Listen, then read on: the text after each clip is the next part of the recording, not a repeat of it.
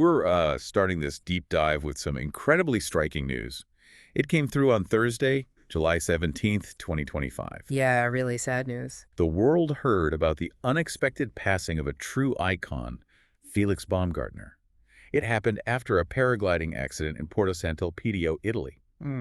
So many people knew him as Fearless Felix. Some even called him the God of the Skies. Quite the nicknames. Definitely. Yeah. So today we're doing a deep dive that's really a tribute, exploring the full extraordinary life he lived as an extreme sports pioneer. That's right. And our mission here really is to unpack the sources you've shared with us. We want to understand and not just what he did. Which is spectacular. Absolutely. But also the meticulous planning behind those legendary feats, the huge impact he had, and importantly, the complexities of his public image. Yeah, that's key. The goal is for you, listening, to walk away with a really comprehensive, sort of nuanced understanding of a life lived right on the edge. And as we go through this remarkable life story, it immediately brings up a question for all of us, I think.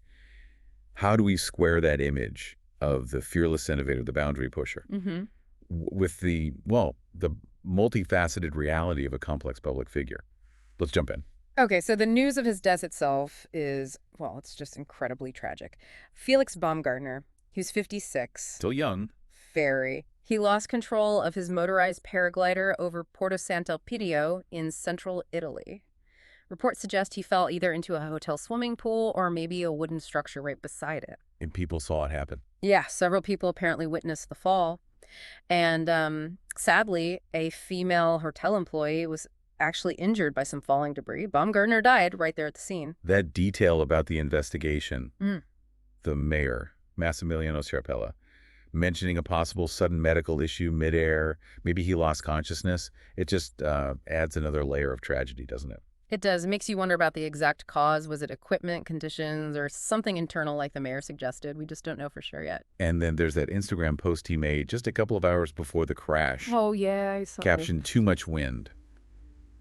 It's incredibly chilling now looking back.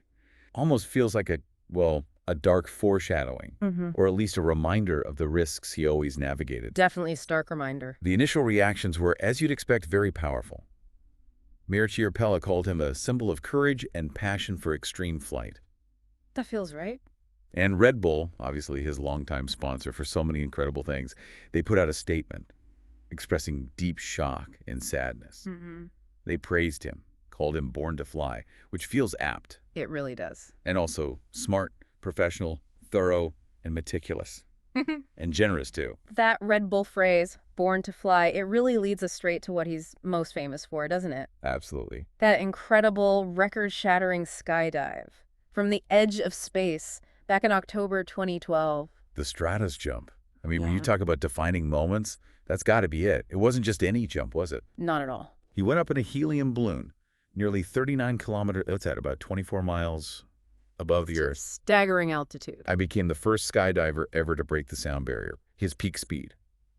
Over 1,343 kilometers an hour. That's 834 miles per hour, Mach 1.25. Faster than sound in free fall. The whole descent took, 9 minutes over Roswell, New Mexico. And what's fascinating, historically speaking, is the timing. October 14th, 2012.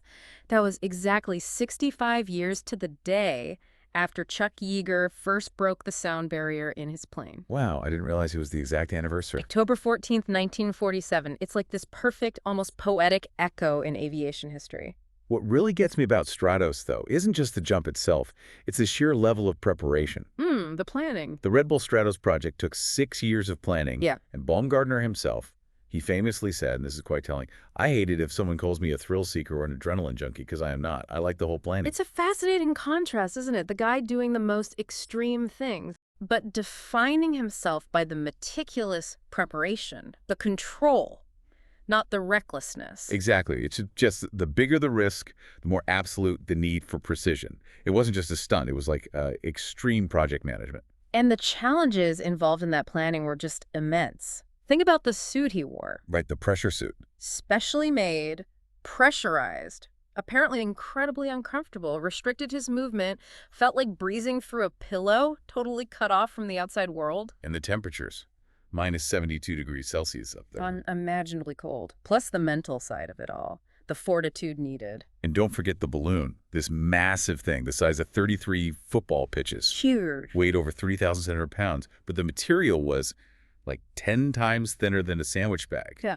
It took 20 people just to handle it carefully. Incredible engineering, but even with all that planning, things could still go wrong. Yeah. The sources mention a really dangerous moment during the descent, a 13-second flat spin while he was still supersonic. Spinning out of control faster than sound. That sounds terrifying. Potentially fatal. Huh. But he recovered. And his reflections after landing were so humble. What did you say? He said, "When I was standing there on top of the world, you become so humble, the only thing you want is to come back alive." Wow. He also found breaking the sound barrier itself hard to describe, said, "You don't feel it." And wasn't he quite emotional when he landed? Yeah, very. He recalled, "I had tears in my eyes. This is way bigger than I had anticipated. It hit him hard." That moment of vulnerability, it tells you something, doesn't it? Especially for someone who spent so much time pushing limits in the air. It really does. It shows that even for someone seemingly superhuman, that kind of experience is profoundly humanizing, humbling, and you're right, his whole life was about the sky. That Born to Fly tattoo wasn't just for show. Apparently not. His 2 childhood dreams. To be a skydiver and a helicopter pilot. He said once, "I always had the desire to be in the air. I climbed trees. I wanted to see the world from above." And he started really young. First parachute jump at 16. Then he was in the Austrian military as a parachutist. After that, he got into base jumping in the 90s. Right, jumping off fixed objects. Buildings, antennas, bridges, cliffs. Not just planes. And he did thousands of jumps from all sorts of landmarks, skyscrapers, bridges. He wasn't just jumping either. He was setting records doing it, like the base jump from the Christ the Redeemer statue in Rio. I remember seeing footage of that. And in 1999, he set the world record for the highest base jump from a building off the Petronas Towers in Kuala Lumpur. What always struck me was the innovation, too. Like in 2003, when he skydived across the English Channel. Oh yeah, the wingsuit flight. In free fall, using those specially made carbon wings. That's just next level thinking about human flight. Constantly pushing boundaries. And later on, he didn't stop flying. He was performing as a helicopter stunt pilot with the Flying Bulls team in air shows across Europe. So an incredible career focused on flight and pushing limits. Undeniably. But as we aim for a complete picture in this tribute, the sources also point to a more complex public persona. There are controversial aspects, too. Right. And it's important we touch on those impartially, just reporting what the sources say, to give that full picture. Exactly. Yeah. Our aim isn't to judge, just to present the information available. So what kinds of controversies are we talking about? Because as you said, the dominant image is heroic. Well, the sources note he sometimes courted controversy with his views, including apparently expressing support for dictatorship as a form of government. Really? He split his time between Switzerland and the U.S.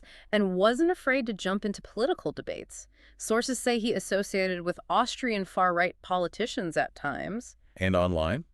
Social media. Yeah, he reportedly mocked efforts to combat climate change. He also spoke out against Green parties and LGBTQ rights, according to the reports. And there was that incident in 2016. Ah, yes. He got quite a bit of criticism for suggesting that Hungary's Prime Minister, Viktor Orbán, who's known for his anti-migration policies, should get a Nobel Peace Prize. Okay, so strong political opinions, openly expressed? Very much so. And it wasn't just political statements, there were personal incidents too. Like what? Sources mention a specific one in 2010. Apparently, he punched a Greek truck driver during some kind of traffic dispute near Salzburg. He ended up getting fined about 1,500 euro for that. And more recently, just before his death. Yes, another controversy sparked by a Facebook post. This one caused quite a stir. He called out a Swiss footballer, Alicia Lehmann. What about? She'd been advocating for closing the gender pay gap in sports. Baumgartner argued against it, saying basically that women don't have the same audience ratings as male players, so there's less money. That drew a lot of outrage. Okay, so putting it all together. It's complex, right? Felix Baumgartner was, without doubt, this singular figure. A meticulous planner who pushed human achievement in extreme sports further than almost anyone. He left this undeniable mark on aviation, on our idea of courage. Absolutely. A legend in that respect. But like many public figures, perhaps especially those who live so intensely, his public persona wasn't simple. It was marked by these awe-inspiring feats on one hand and these, polarizing public statements and actions on the other. So it leaves us, and you listening, with a final thought maybe. How does a life live with such incredible precision? such focus on mastering physical boundaries. How does that reconcile with a public presence that often seemed to challenge or blur social and political lines? Yeah, what does his story in its totality tell us about courage, maybe? About ambition? And about what we expect from our public figures in this modern age? It's something to think about.